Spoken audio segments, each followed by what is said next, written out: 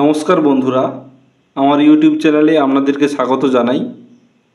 যে সকল কৃষক বন্ধুরা নতুন আছেন তারা এই চ্যানেলটিকে সাবস্ক্রাইব করুন, যাতে এই ধরনের নতুন নতুন ভিডিওর আপডেট পেতে পারেন। আজকে আলোচনা করব বীজতলাতে সামা ও সামাজাতীয় ঘাসকে মারার জন্য ব্যবহৃত একটি সিলেক্টিভ হার্বিসাইড নিয়ে, যেটি কটিভা কোম্পানির ক্লিনচার। এটি আগে ডাউ কোম্পানির ছিল, বর্তমানে কটিভা কোম্পানি এটির ম্যানুফ্যাকচার এবং মার্কেটিং করছে। এর মধ্যে যে কেমিক্যালসটা আছে তার নাম হলো সাইহলোফপ বুটাইল 10% ইসি।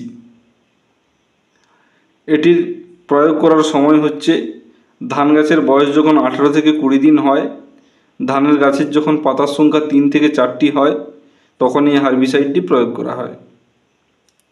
প্রতি 15 লিটার জলে 40 ml ক্লিনচার এবং 10 ml স্প্রেডার সহযোগে এটি স্প্রে করতে হবে।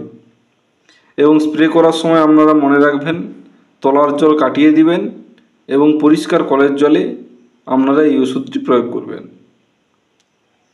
সাধারণত বীজতলা ভাঙার 3 থেকে 4 দিন আগে এই ক্লিনচার ওষুধ প্রয়োগ করা হয়।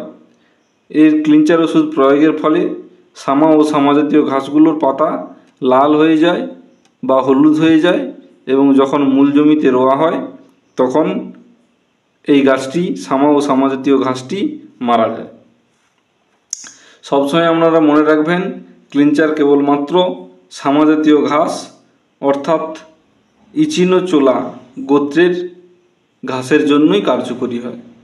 ধন্যবাদ।